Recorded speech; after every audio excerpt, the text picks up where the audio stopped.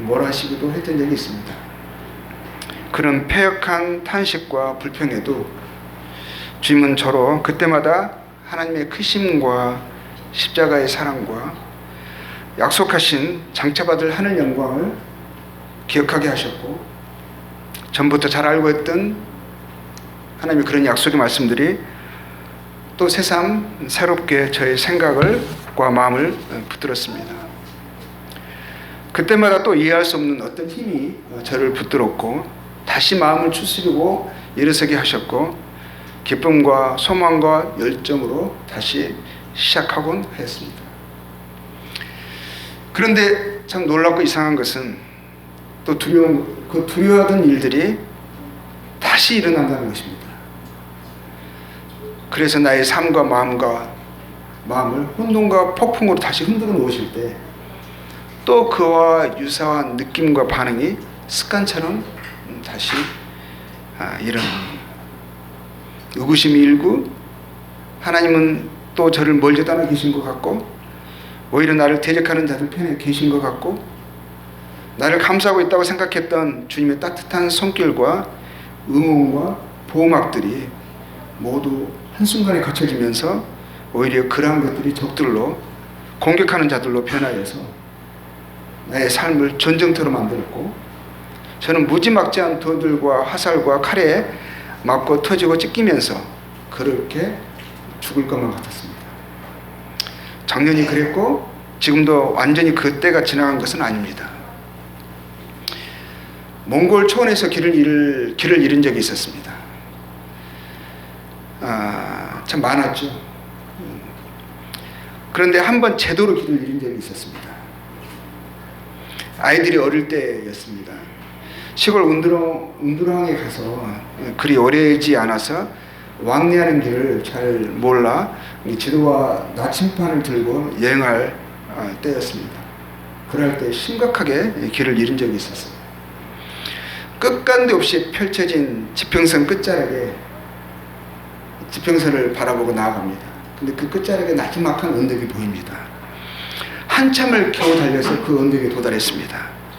그런데 언덕을 딱 넘어서 보니까 마을이 있거나 우리가 찾는 어떤 길이 나타날 줄 기대했는데, 근데 아무것도 없고 또 끝간데 없는 지평선이 펼쳐지고 끝자락에 나지막한 또 언덕이 보입니다. 그래서 또 그 언덕을 바라보고 또 끝없이 달렸습니다. 죽으라고 갔습니다. 겨우 도착하여 또 언덕을 넘으니까 또 보이는 것은 절망이었습니다. 절망의 죄를 기다리고 있었습니다. 기름도 떨어져 가고 아무것도 없는 그런 곳에 버려진 것 같았습니다. 아이들은 아무것도 모르고, 저기 있는 큰 아이도 아무것도 모르고, 그때 어렸으니까요. 얼마나 남았냐고 거듭 물어봅니다. 두려움이 밀려오고 또다시 나침판이 가리키는 방향만을 향해서 서북 쪽을 향해서 갑니다. 그렇게 몇 번을 반복을 했는지 모릅니다. 절망과 두려움의 끝자락에 이르렀을 때, 이제는 끝났구나 싶을 때 저 멀리 하얀 점이 보입니다. 그 점을 향해서 나아갔더니 그 점은 커져서 몽골 하얀 길이 있죠. 길을 발견했습니다. 사람을 찾았고 그 사람에게 물어서 드디어 길을 알 수 있었습니다. 이처럼 끝이 보이지 않는 터널과 광야를 지날 때마다 두려움과 절망과 낙심은 어김없이 찾아옵니다. 그런데 감사한 것은요, 전보다 더 큰 어려움이었지만 그만큼의 두려움은, 낙심은 아니었다는 것입니다. 조금씩 그것을 이기는 것이 나아져 갔고요. 그렇지만 여전히 그러한 일이 일어날 때마다 이것은 반갑지 않은 손님인 것은 사실입니다. 이러한 상황에서 며칠 전 네팔 형제들의 사고 소식을 접한 것입니다. 그때까지 이번 주일 말씀을 생각하며 준비하던 주제가 있었어요. 근데 그 주제가 마음에서 맺혀지면서 욥기서가 생각이 났습니다. 그래서 욥기서를 다시 읽었습니다. 오늘 욥기서를 보려고 하는데요. 서도가 너무 길었죠. 근데 뭐 시간상 욥기서를 자세히 다루지는 못할 것입니다. 대략적인 개요를 오늘은 보겠습니다. 그래서 그 개요를 가지고 욥기서를 다음 주에 각자 읽으면서 다음 주에 욥기서를 다시 살피면서 주님이 말씀하시고 또 우리가 알아야 하고 실제 삶에 적용해야 하는 그런 내용들을 함께 상고할 것입니다. 욥은요, 경제적으로 아주 풍요로운 당대의 대부호였습니다. 아주 큰 부자였었죠. 욥기서 보겠습니다. 시편 앞에 있죠. 욥기서 1장 보면 1장 3절에 보면 나옵니다. 그의 소유물에 대해서 나와요. 그가 얼마나 부자였던가를 이제 설명해주는 그런 그의 소유물에 대한 묘사가 나옵니다. 그런 양을 7,000마리 가지고 있었어요. 양의 소유가 7,000마리고요. 이 양의 7,000마리라는 것이 엄청나요.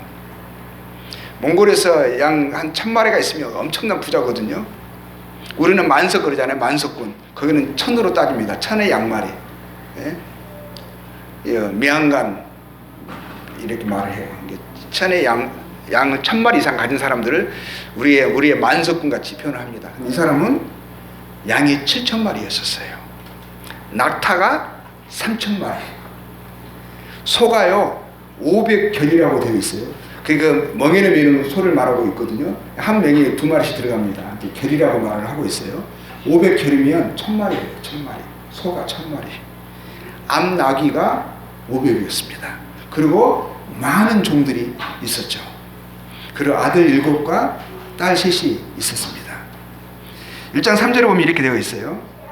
뒷부분에 보면 종도 많이 있었으니 이 사람은 동방 사람 중에 가장 훌륭한 자라. 가장 부자라고 표현하지 않고 훌륭한 자라는 표현을 했습니다. 아주 부자인 것도 사실이고요. 대부호죠. 근데 그냥 부자였다라고 말하는 것이 아니라 그는 동방 사람 중에 훌륭하였다. 가장 훌륭하였다라고 표현을 하고 있습니다. 이것은요, 욥의 부만을 이야기하는 것이 아닙니다. 그가 가진 세력, 권유, 이것을 이야기하는 그런 영화로운 존재였다는 것을 또 우리가 알 수 있습니다. 우리가 그의 권유와 그 영광, 그의 영화를 묘사하는 그 얼마나 훌륭한 자였는가를 설명해주는 내용들이요, 이제 욥기서에 많이 나오는데 우선 29장을 한번 보겠습니다. 29장을 보면은요, 욥의 말에서 그가 전에 어떠했던가가 설명이 되어 있습니다. 4절에 보면 내가 온기왕성한 건강한 자였죠. 그가 나이가 적지 않았습니다. 그때. 그럼에도 그는 온기양성했고요. 그때 29장 4절이에요. 그때 같이 지내기를 원하노라. 그때는 하나님이 내 장막에 기름을 발라주셨도다. 이 말은 뭐냐면 그가 하는 모든 것이 잘 됐다라는 거예요. 손을 내면 번창하는 것입니다. 되는 것마다, 손을 대는 것마다 성공하는 자였었어요. 그렇죠? 건강과 의욕이 넘치고요. 행하는 모든 일에 복, 풍요, 성공이 있었습니다. 5절에 보면 29장 5절에 보면 그때는 전능자가 아직도 나와 함께 계셨으며 나의 젊은이들이 나를 둘러 있었으며, 젊은이들이라는 것은 크고 힘이 있고 유능한 자들인 거죠. 그의 주변에는 힘 있고 유능한 자들이 몰려 있었습니다. 7절에서 보면은요, 그때는 내가 나가서 성문에 이르기도 하며 내 자리를 거리에 마련하기도 했느니라. 이게 뭘 말하고 있죠? 어딜 가나 그는 존귀와 권위와 위엄의 가장 높은 자리에 있었다라는 것입니다. 어디 가나 중심이었죠. 8절에서 보면은요, 나를 보고 젊은이들은 숨으며, 그런 권세가 있었어요. 위엄이 있었어요. 젊은이들이 숨으며 힘 있는 자라도 그 앞에서 감히 그 기세를 떨치지 못했고요. 노인들은 그보다 나이 드신 어르신들은 그 앞에서 일어났습니다. 존경을 표했습니다.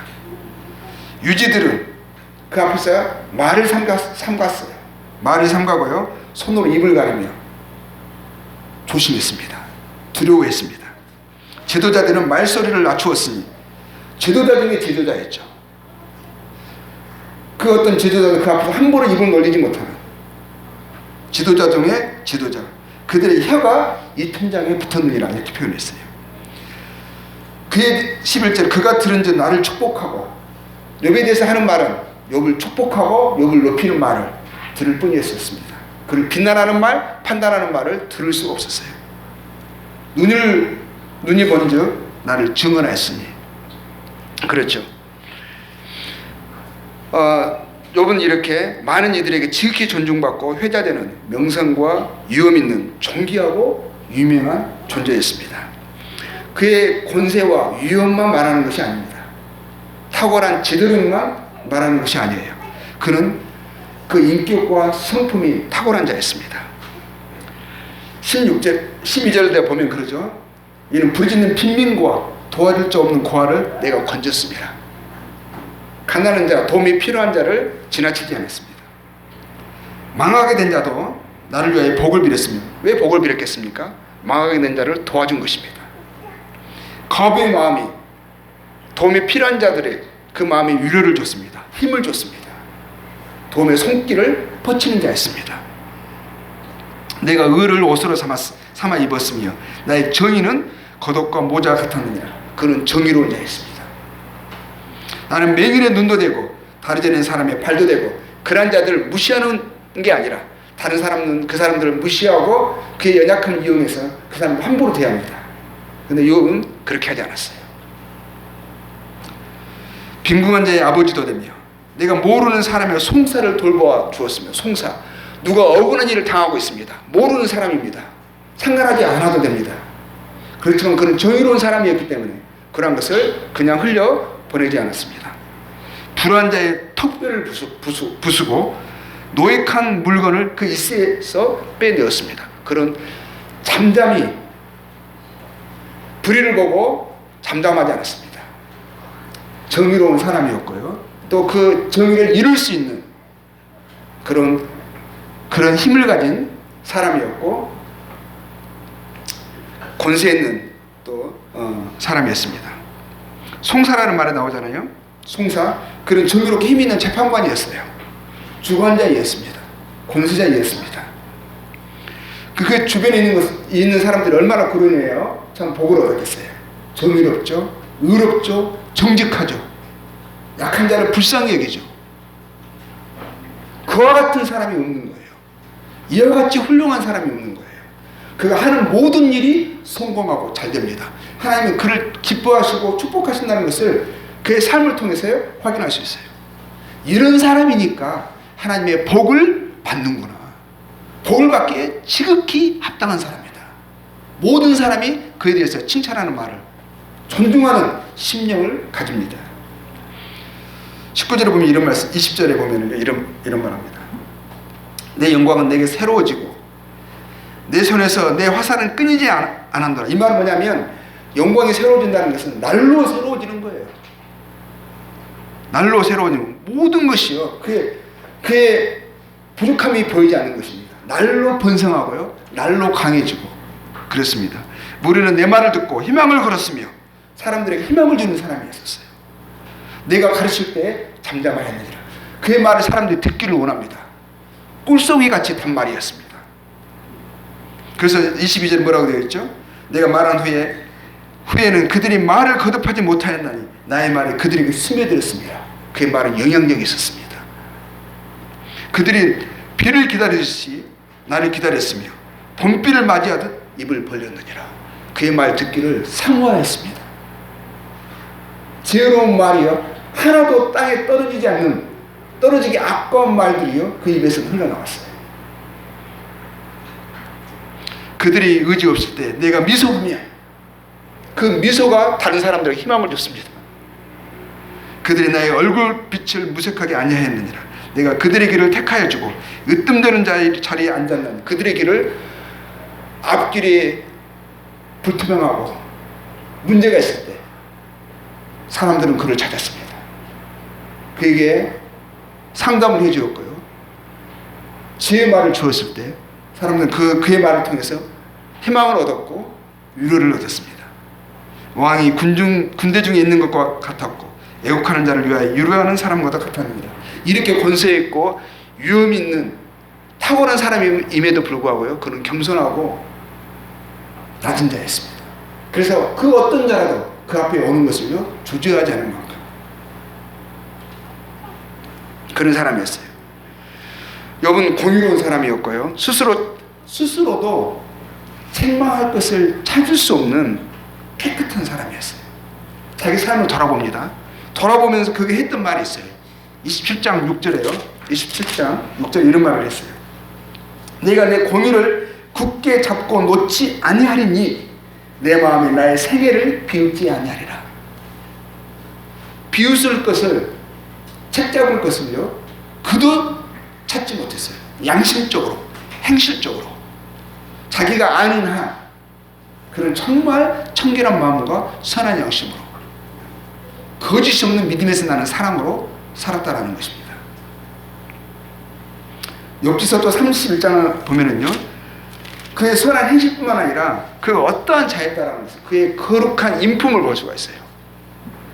31장 보세요. 1절에서 보면 너무 내용이 많고 시간이 많아. 제가 보니까 쓰다 보니까 다 하지도 못했거든요. 9장이에요. 9장. 그래서 물론 시간 안에 끝낼 거예요. 끝내도록 해보겠습니다. 31절 1절을 보니까요, 내가 내 눈과 약속하였나니 어찌 처녀에게 주목하여. 그리하면 위에 계신 하나님께서 내리시는 분깃이 무엇이겠으며 높은 곳에 전능자께서 주시는 기업이 무엇이겠느냐. 그러니까 거룩하신 하나님을 항상 의식하는 자였습니다. 육체의 정욕에 붙잡히는 것을 항상 경계하고 조심하는 자였었어요. 그리고 5절 보죠. 5절 6절에서 보면 만일 내가 허위와 함께 동행하고 발이 속임수에 빨랐다면 하나님께서 나를 공평한 저울에 달아보시고 그가 나의 온전함을 아시기를 바라노라. 이 말은 무슨 말이죠? 허위, 속임수 이런 말이 나옵니다. 공평하다는 말이 나와요. 그는 진실된 자였고요, 정직한 자였고요, 공평하고 온전한 자였었어요. 그는 항상 하나님을, 거룩하신 하나님의 임재를 인식하며 산 자였었어요.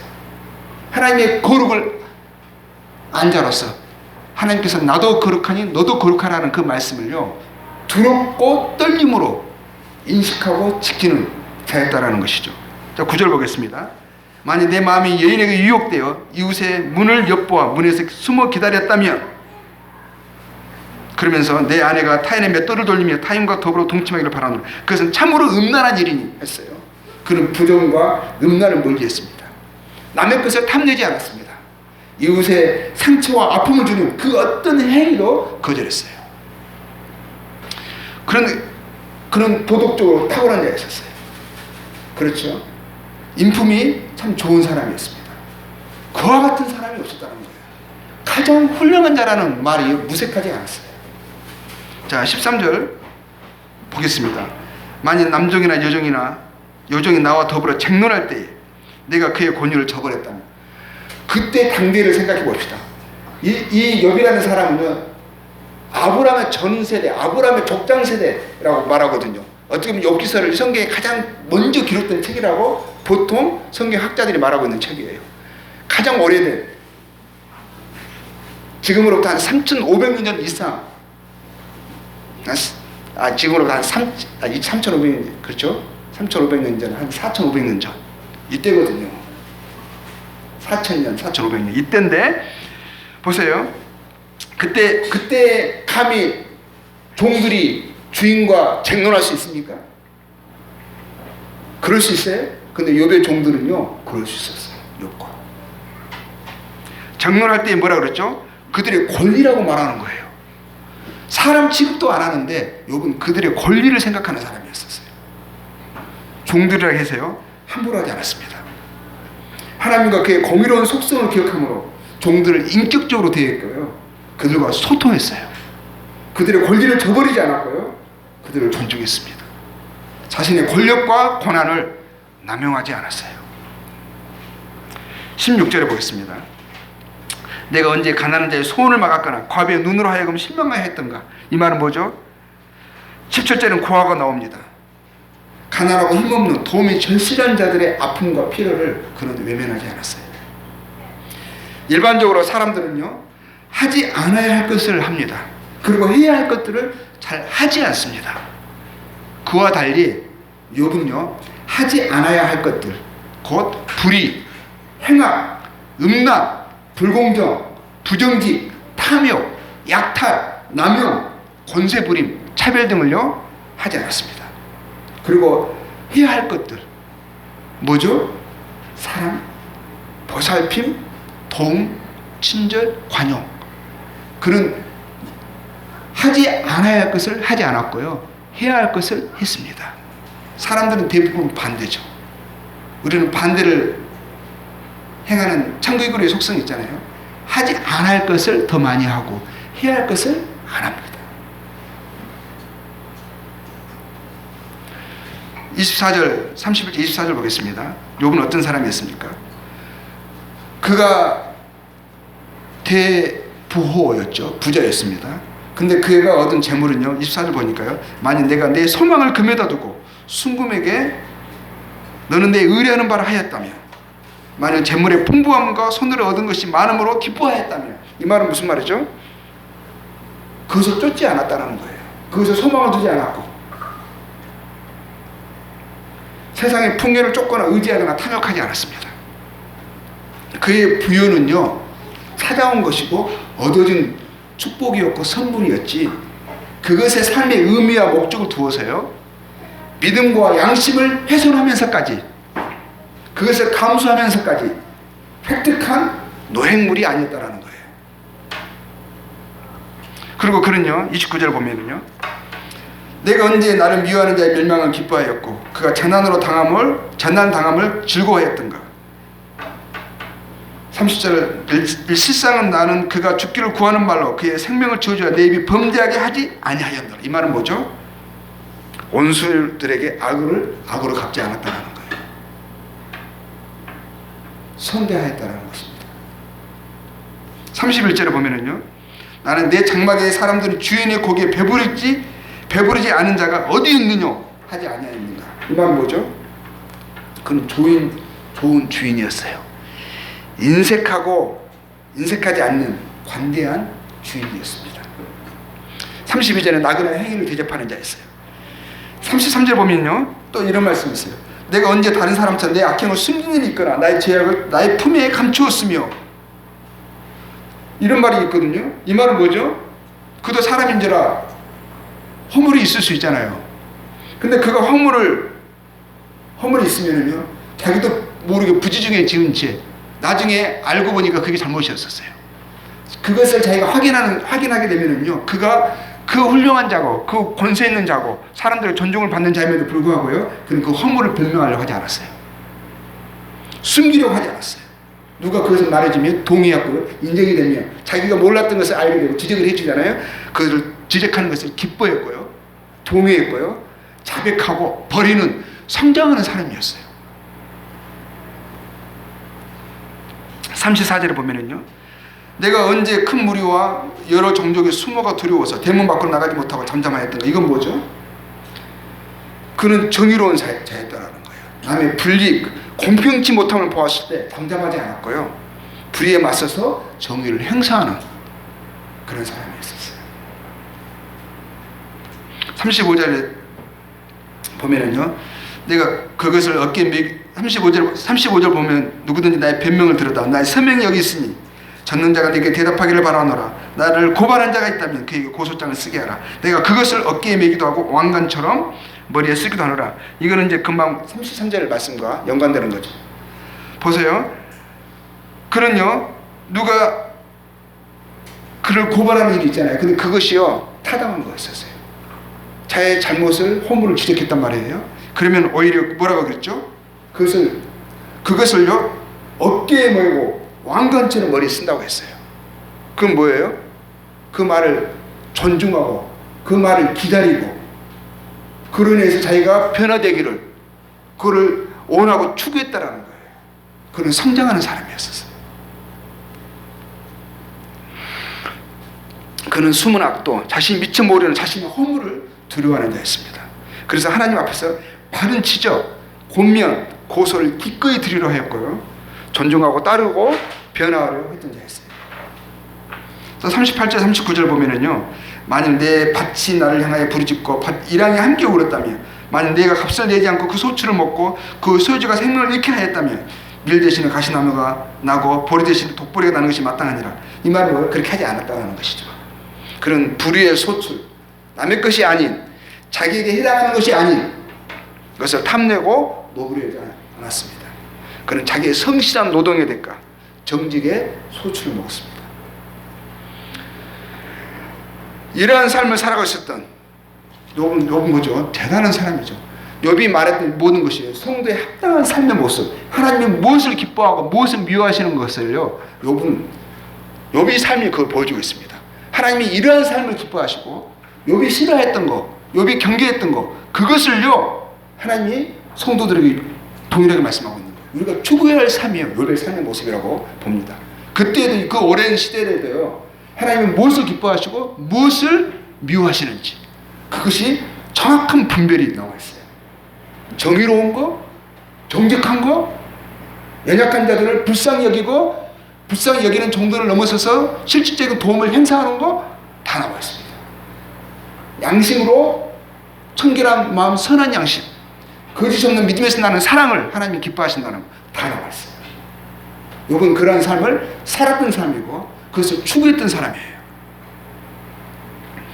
이러한 삶을 살아갈 수 있었던 그 원동력, 뿌리 능력은요, 하나님에 대한 그의 경외심과 하나님에 대한 하나님의 존재, 실존, 그 임재, 역사하심을 믿는 실제적인 믿음을 가진 사람이었어요.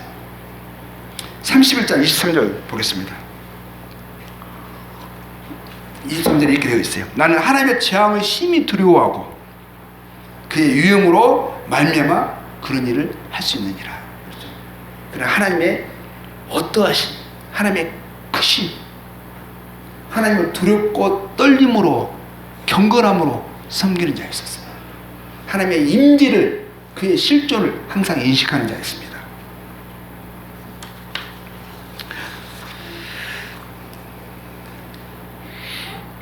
그는요,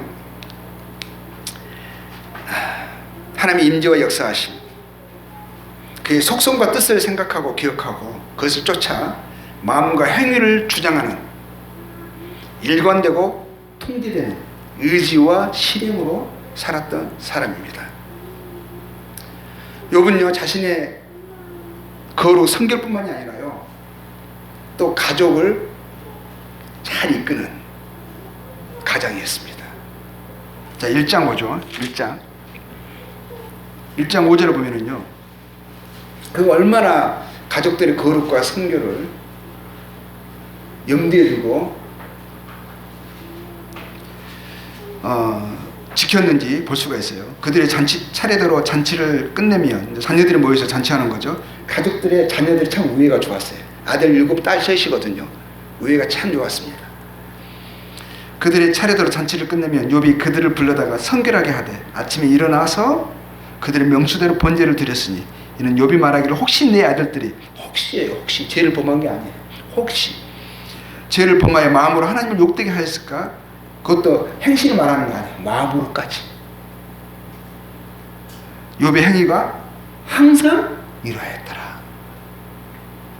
세상도요, 가장 그에 가까운 사람도, 심지어 하나님도 인정하는 내면 외적으로요 온전한 사람이었어요.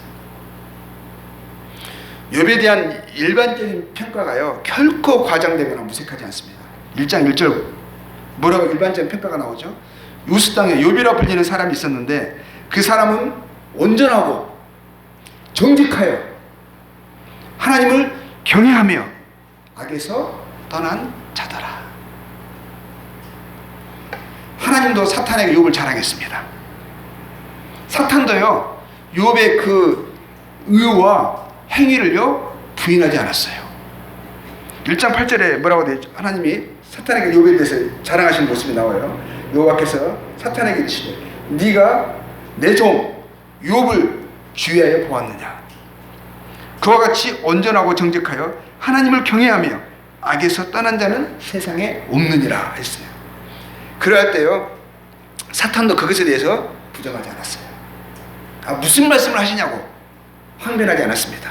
대신 욥이 그렇게 살아가는 이유에 대해서, 그 동기에 대해서 의문을 제기했어요. 1장 9절에 봅니다. 사탄이 여호와께 대답하여 이르되 욥이 어찌 까닭없이 하나님을 경외하리이까. 하나님을 경외하는 거 인정하죠. 그렇죠? 하나님을 경외하여서 악에서 떠나는 것을 인정하잖아요. 순전하고 정직한 것을 인정하잖아요. 근데 왜 그렇게 하겠느냐, 까닭없이 그렇게 하겠느냐, 동기에 대해서 의문을 제기했을 뿐이지 욥의 행위에 대해서는 부인하지 않는 것을 보고 있습니다. 이러한 욥에게 두려워하는 일들이 아무 까닭없이 일어났습니다.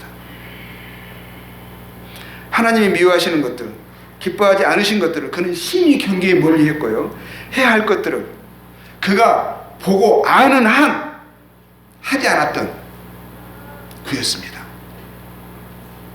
양심적으로나 행위적으로나 책망할 것들을 찾을 수 없는 그러한 수준의 삶을 살았던 그에게 이해할 수 없는 일들이요, 연거푸 일어났어요. 연거푸, 순식간에. 먼저는요, 경제적 패망이 일어났습니다. 1장 14절에 어떤 일이 일어났죠? 스바 사람들이 침공해서요, 소와 나귀들을 다 약탈했습니다. 그것을 지키는 종들을 다 죽였어요. 그 말을 겨우 한 명의 종이 피해서요, 겨우 그 말을 지금 전하고 있습니다. 근데 그 말이 채 끝나기도 전에 다른 종이 와서요, 하늘에서 불이 떨어져 가지고 번개가 쳤는지, 번개가 친 것 같아요. 불이 떨어져 가지고요, 양들과 얼마나 큰 번개였는지, 얼마나 큰 불이 떨어졌는지요. 1장 16절에 뭐가 있죠? 양들과 그것을 돌보는 종들이 몰살했어요. 몰살. 그리고 또 그 말을 채 끝나기도 전에 지금 연거푸예요. 연거푸. 하나 이어서 또 하나, 엎친 데 덮친 격이죠. 17절에 뭐죠? 말이 채 끝나기도 전에 갈대아 사람들이 또 침공해서 약탈해가지고요, 낙타들을 다 뺏어가 버렸어요. 그리고 돌보는 종들을 다 죽였어요. 이것은 곧 뭘 말하는 거죠? 소, 나귀, 양, 낙타. 그가 소유한 가축, 곧 부의 원천, 순식간에 한 번에 다 잃어버린 것이죠. 자신이 이제 이 모든 것을 잃어버리고 거지가 되었다는 마지막 소식을 다 듣기도 전에 청천벽력의 결정적인 소식을 듣습니다. 18절, 1장 18절 뭐라고 되어 있죠? 그가 아직 말하는 동안에 또 한 사람이 와서 아뢰되 주인의 자녀들이 그들의 맏아들의 집에서 음식을 먹으며 포도주를 마시는데, 맏아들의 생일이었는지 모르겠어요. 가족들, 우애가 좋은 그의 자녀들이 함께 모여서 잔치를 즐기고 있을 때 19절, 거친 들에서 큰 바람이 왔어 집 내 모퉁이를 치며 때마치 큰 폭풍이 일어가지고요, 그들이 모여있는 집을 그대로 그 폭풍이 쳐버렸습니다. 그것도 제대로 쳐버렸어요. 그 청년들 위에 무너짐으로 그들이 죽었나이다. 다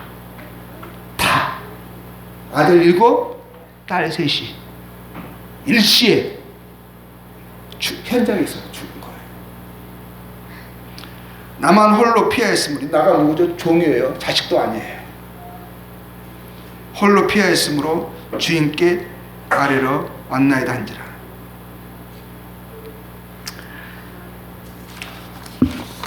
자녀들이 모두 죽었다는 소식을 들을 때 결국 그는 무너졌습니다. 무너지지 않을 사람이 누가 있겠어요? 한 명도 아니고 다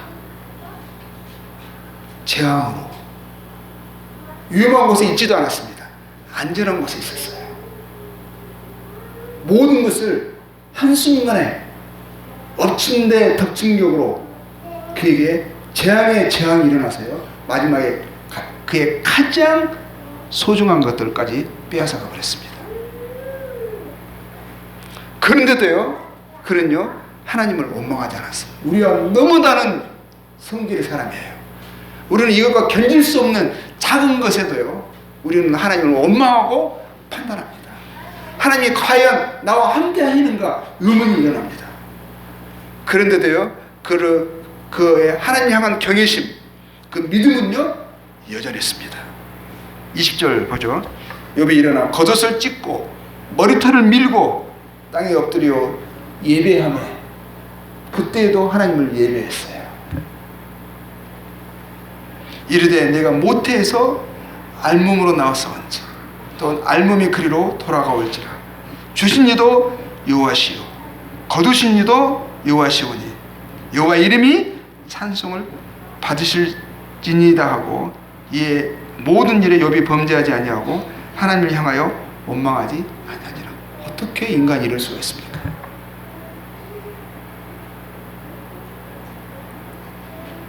그는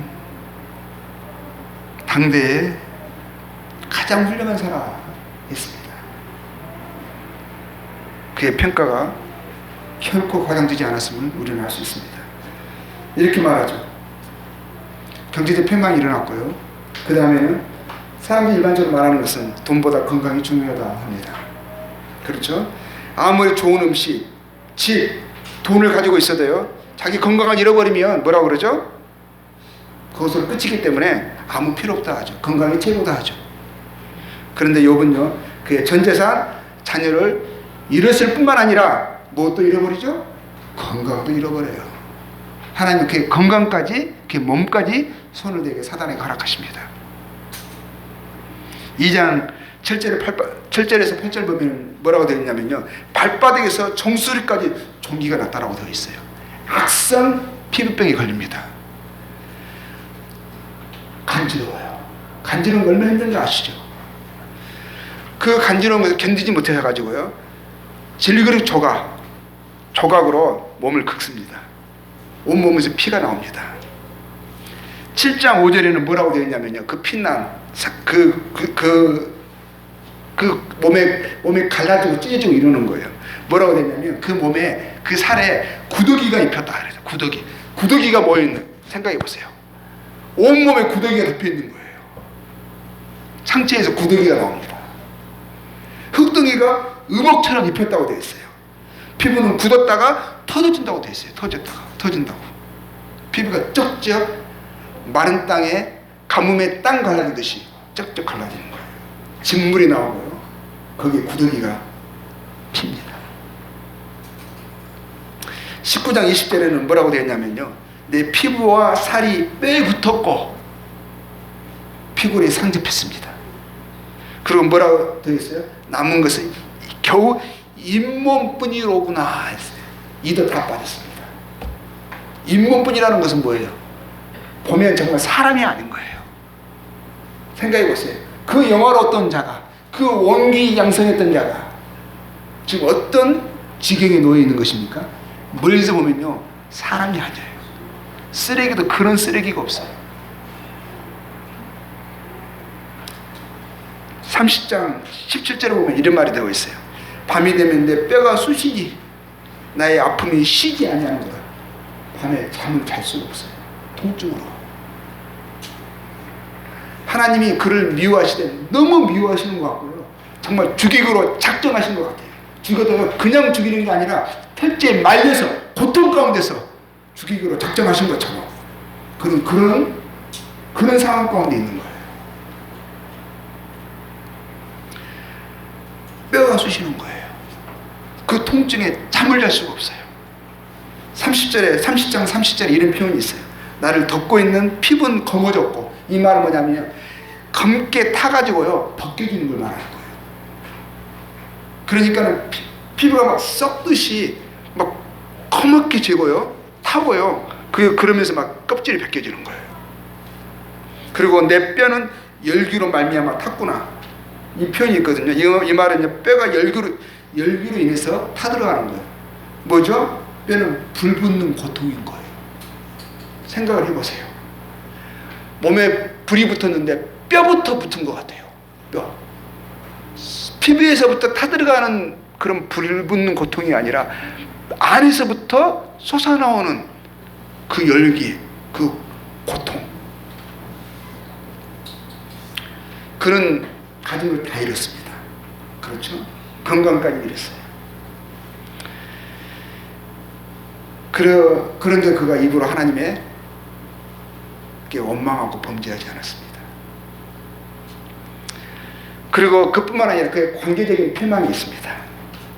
경제력, 건강, 그러고 나서 또 뭐죠? 관계. 19장에 이런 말씀이 있어요.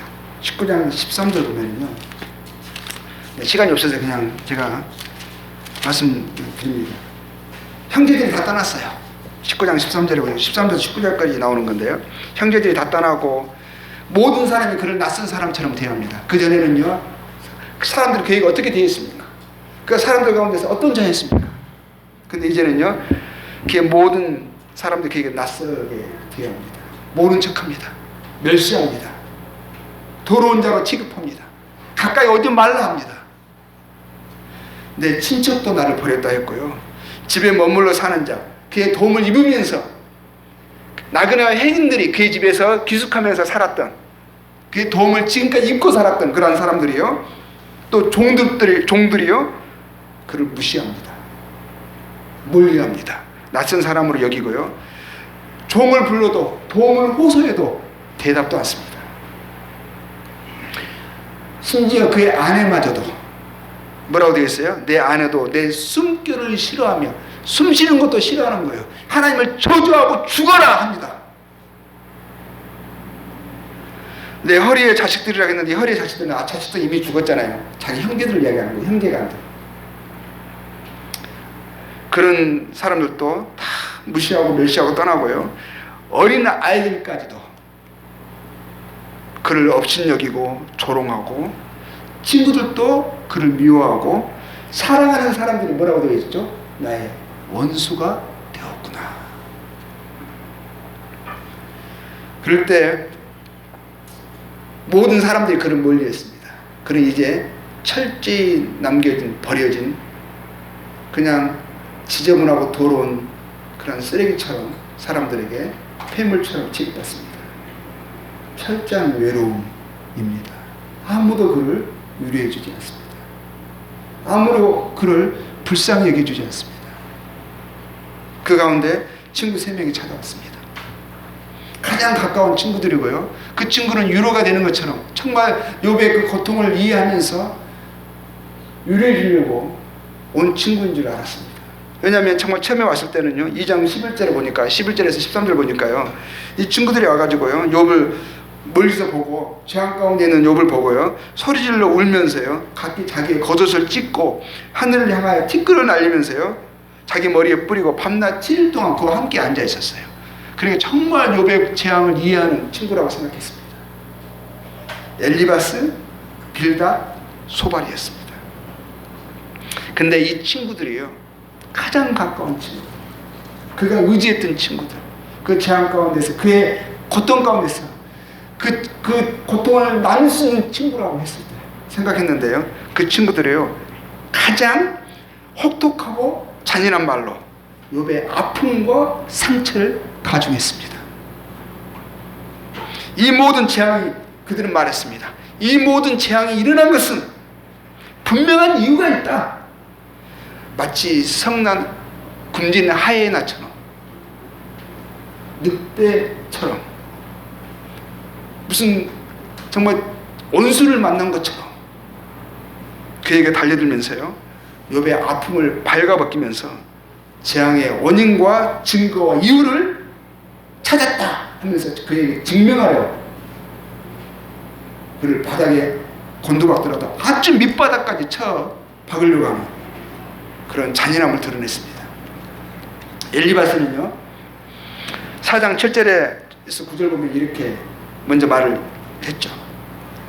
전반적인 그냥 종합이 이렇습니다. 종합이, 생각해봐라.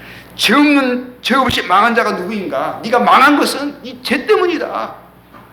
죄 없이 망한 자가 누구인가? 정직한 자의 끊어짐이 어디 있는가?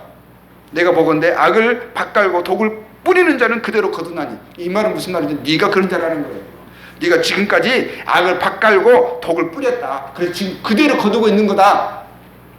너는 정직하지 않는 자였고, 너는 망에 마땅한 자다. 이렇게 말하는 거예요. 그걸 빌닷은 8장 4절 5절에 이렇게 말했어요. 네 자녀들이 이제 죽은 자녀까지 들춰가면서요. 네 자녀들이 죽은 것은 마땅한 거야. 네 자녀들이 죽게 죄를 지었으므로 주께서 그들을 죄에 버려두셨으니 하면서요. 네가 만일 하나님을 찾으며 전능하신 이에게 간구하고 이 말은 뭐죠? 네가 그 하나님을 떠나서 하나님을 없음 여겨서 하나님을 버렸기 때문에 하나님은 너를 벌 주신다 이렇게 생각한 거예요. 그렇게 말하고 있는 거예요. 또 청결하고 정직하며 그럼 뭐 다른 말로 표현하면 뭐죠? 네가 청결하고 정직하지 않았다. 너는 더럽고 거짓됐다라고 말하고 있는 것이거든요. 거기 빌드아서 20절에도 이렇게 말했죠. 하나님은 순전한 사람을 버리지 아니하시고 악한 자를 붙들어 주지 아니하심으로. 그리고 다른 말로 표현하자면 너는 순전하지 않고 너는 악한 자였다. 저주의 저주를 퍼붓는 거예요. 정말 무섭고 잔인한 말로 그를 괴롭히는 것입니다. 그 아픔에 소금을 뿌리는 거예요. 소발은 또 이렇게 말했어요. 11장 11절에서 14절에 하나님은 허망한 사람을 속이는 자라는 뜻이에요. deceitful. 속이는 자라는 뜻이거든요. 속이는 자, 이 악한 자 이런 뜻이거든요. 허망한 사람을 아시고 악한 일은 상관하지 않으시는 듯하나 다 보시느니라. 네가 속이는 자였고 악한 자였다. 하나님 그동안 널 상관하지 않으신 줄 알았지? 그게 아니야. 너 지금 상관하셔서 네 속임과 너의 악함을 지금 징계하고 계시는 거야. 책벌하고 계시는 거야. 하면서 이렇게 말했어요. 허망한 사람은 지각이 없나니 그의 출생함이 출생까지 들먹입니다. 뭐라고 말하냐면 그 출생함이 들나귀 새끼 같으니라. 이 말 뭐예요? 너는 근본이 잘못됐다 그러는 거예요. 부모까지 이야기하는 거예요. 부모까지. 응? 네 출생 유전자. 만약 네가 마음을 바로 정하고 주를 향하여 손을 들 때에 네 손에 죄악이 있거든 멀리 버리라. 뭐라고 말하죠? 너는 죄가 있다. 네 불의가 네 장막에 있지 못하게 하라. 너는 불의한 자다. 이것을 엘리바스와 빌닷은 3차례에 걸쳐서요. 또 소발은 2차례에 걸쳐서 마지막에 소발이 입을 다뭅니다.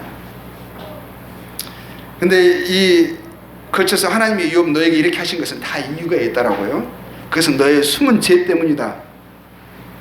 너는 그동안 우리가 사람들이 겉에서 보았던 것과 달리 속으로 더럽고 악한 죄를 일삼았던 것이 분명해.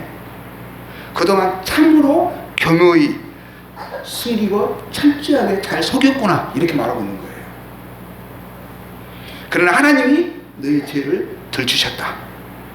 너에게 일어난 이 모든 재앙은 하나님의 응징이다. 너의 죄에 대한 하나님의 심판이요 징계다. 까닭 없는 화가 재앙이 있겠느냐. 그러니 자백하고 죄를 버리고 하나님께 돌이키라. 그러면 하나님이 너의 죄를 용서하시고 널 회복하시고 복을 주실 것이다. 지금 이렇게 말하고 있는 것이거든요. 근데요 욥은 그들의 말에 전혀 동의하지 않았어요. 동의가 안 됐어요. 그의 송사를 전혀 받아들이지 않았죠. 오히려 그들의 송사는요 욥의 온전함과 거룩하고 선한 양심과 행실을 오히려 드러낼 뿐이었어요. 그 말을 하게 되면 생각하잖아요. 내가 정말 그랬는가. 그런데 욥은 정말 그들이 송사하고 정리하는 것과 달리 그걸 말하면 말할수록 그의 온전함이, 깨끗함이, 순전함이, 정직함이, 거룩함이 더 드러나는 거예요. 그는 하나님을 참으로 경외하고 신뢰하고 믿고 존중하는 자였어요. 그래서 하나님의 말씀을 쫓아 사람을 사랑하고 존중하고 그의 의를 저버리지 않았던 사람이었습니다. 참으로 양심에서 행실까지 하나님과 선함이 가득했던 자였어요. 유생과 거짓이 아니었습니다. 그들이 욥을 발가벗기려 하면 할수록 그의 죄를 찾아내려 하면 할수록 오히려 그의 거룩함과 선함을 증거할 뿐이었어요. 욥의 마음과 행실은요 참으로 그의 말처럼 그려 있습니다.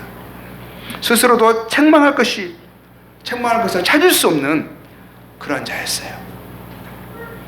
하나님도 사탄도 인정할 정도니 인간 가운데서 가장 훌륭한 자라고 말할 수 있는 정도였으니 어떤 인간의 경험, 사람의 전통과 윤리, 종교적 교리와 가르침으로 누가 욥의 죄와 허물을 고발할 수 있겠습니까? 욥은 그런데요, 27장 아까 말씀드린 대로 27장 6절에 욥이 그렇게 말했던 것은 사실입니다. 내가 내 공의를 굳게 잡고 놓지 아니하리니 내 마음이 나의 생애를 비웃지 아니한다. 그 생애를 돌아보면 돌아볼수록 그 친구들의 송사와 정죄를 들으면 들을수록 자기는 정말 자기가 하는 거고 하나님 앞에 양심적으로 말할 수 있는 거예요. 자기는 그렇게 살아왔더라고. 그것을 가치로 여기고 그것을 쫓으며 살아왔더라고. 근데 욥은요, 욥의 문제는요 뭐였냐면 그가 당하는 이 재앙의 이유를 알지 못한다는 거였었어요. 분명한 것은 그의 친구들의 고소와 같은 그런 이유 때문은 아니라는 거였었어요. 그의 양심이 알고 그의 삶을 그가 압니다.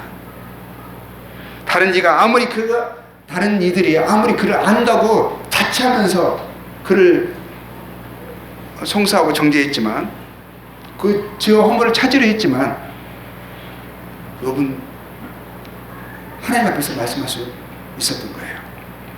그것 때문에 하나님이 이렇게 무지막지하게 행동하는 분이 아니시라는 것을.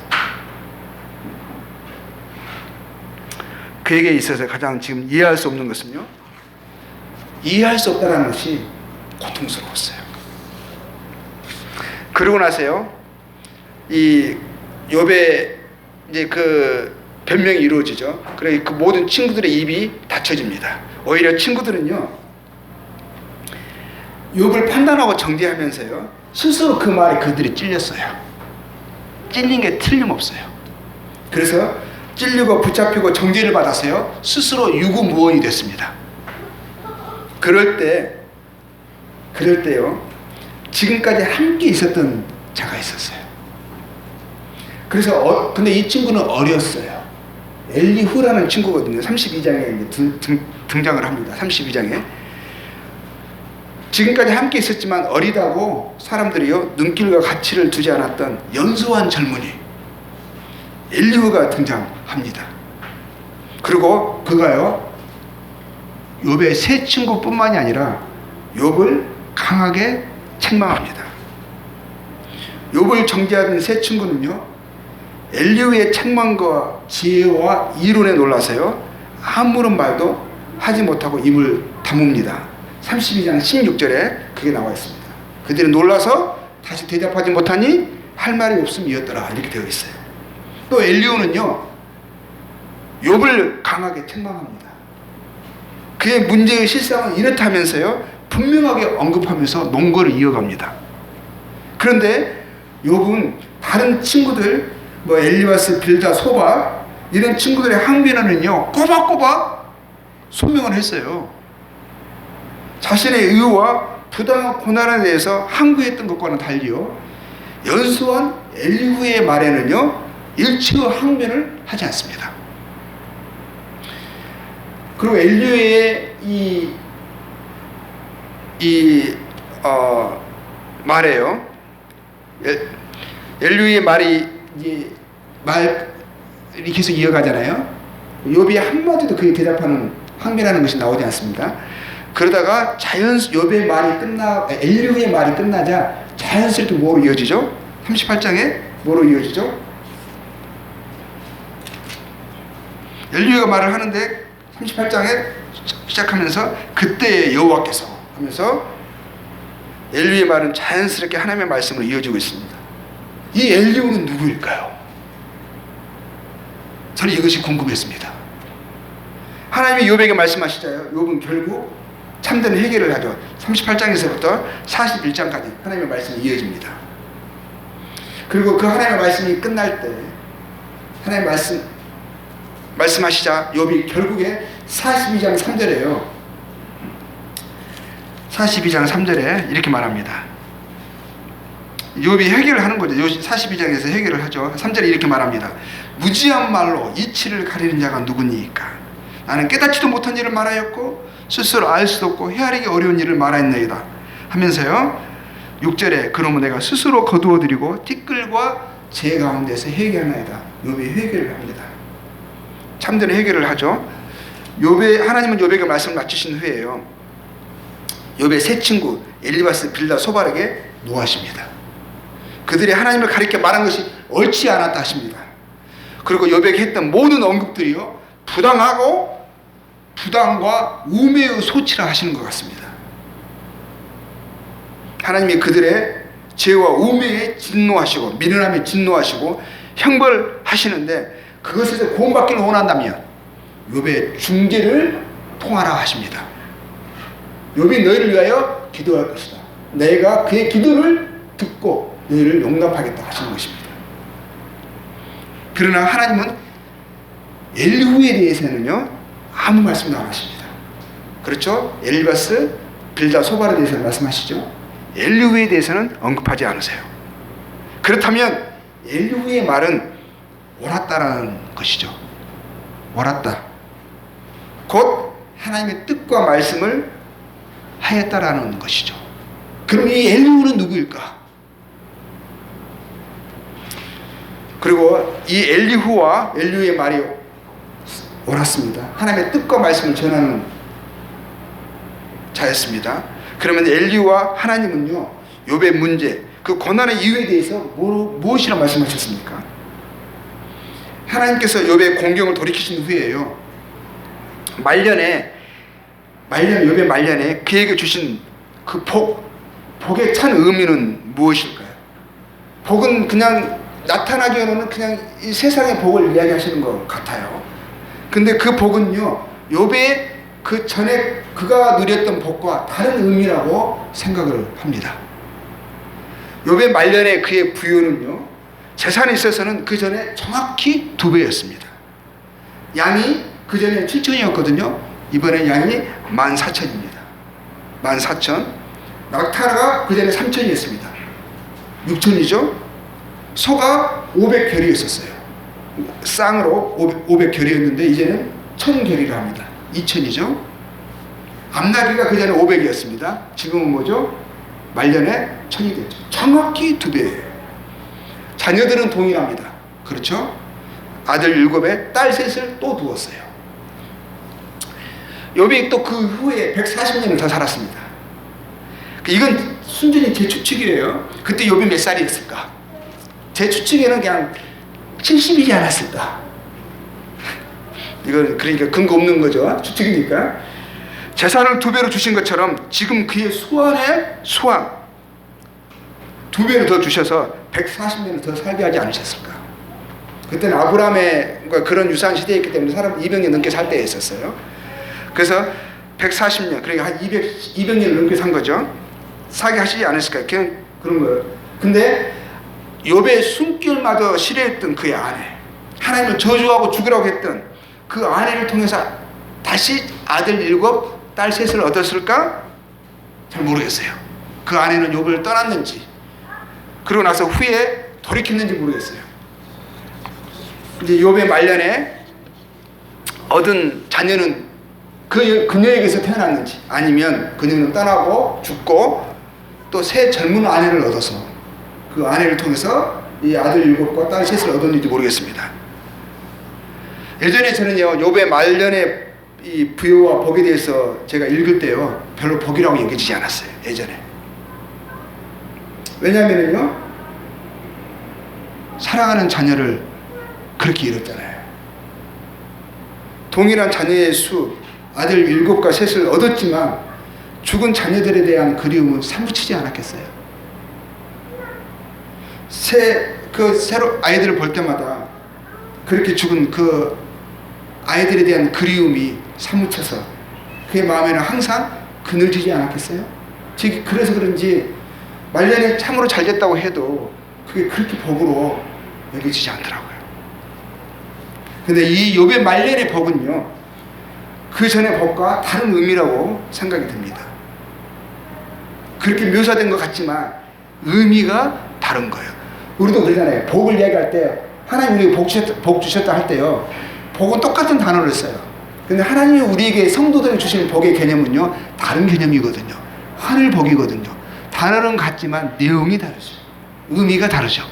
그런 것처럼요, 그렇게 여겨집니다. 욥의 말년의 복은 무엇을 의미하는가? 그늘과 고통의 흔적이 없는 하나님이 인생에게 주시기를 원하시는 인생의 진정한 참된 복, 욥이 말년에 마침내 받고 인식한 그 복은 그런 참된 복이라고 여겨집니다. 하늘에 속한 신명한 복, 참된 복, 썩어지고 쇠해지고 부러지지 않는 그 복, 그 복을 의미한다라고 생각합니다. 근데 이거 제가 힌트를 먼저 줘버렸는데요. 욥의 이야기와 우리의 상관관계를 우리가 좀 계속 발견했으면 좋겠습니다. 하나님 이것을 통해서 우리에게 무엇을 말씀하시는가? 이해할 수 없이 불시에 찾아오는 삶의 여러 어려움, 고난의 역경을 우리는 어떻게 무엇으로 이겨야 하는가? 우리가 반드시 붙들고 그 위에 견고히 서 있어야 하는 반석의 참복은 무엇인가? 우리가 그것을 알고 붙들고 살아갔으면 좋겠습니다. 그래서 후회하지 않는 삶으로 하나님을 기쁘게 섬기며 사랑하며 남은 삶을 살면 좋겠습니다. 욥기서를 다시 한번 읽어보시기 바랍니다. 42장이라 한 주에 다 읽으시기에는 벅찰 것입니다. 그렇지만 31장까지는 제가 오늘 대략 말씀을 읽었으니까요. 32장부터 누가 나오죠? 엘리후가 나옵니다. 엘리후의 말부터요 시작해서 끝까지 한번 읽어보시고 엘리후와 하나님이 욥에게 무엇을 말씀하셨는가, 그 고난의 이유와 그 문제의 근원과 그 해결을 위해서 하나님이 어떠한 설명과 해결책을 주셨는가 발견하고 또 묵상하시면서 다음 주에 저희들 함께 상고해 보면 좋겠습니다. 그래서 이 상고는 마지막 하나님이 욥에게 주신, 엘리후가 욥에게 말씀하신 그 욥이 깨달은 그것을 깨달았을 때 그는 마침내 회개하였습니다. 그리고 참복을 그가 발견하고 그 복을 인식하고 살았습니다. 우리가 이것을 이번 주에 이제 읽고 묵상하시면서 다음 주에 함께 상고하는 시간을 갖겠습니다. 네, 말씀을 이것을 마치겠습니다. 감사합니다.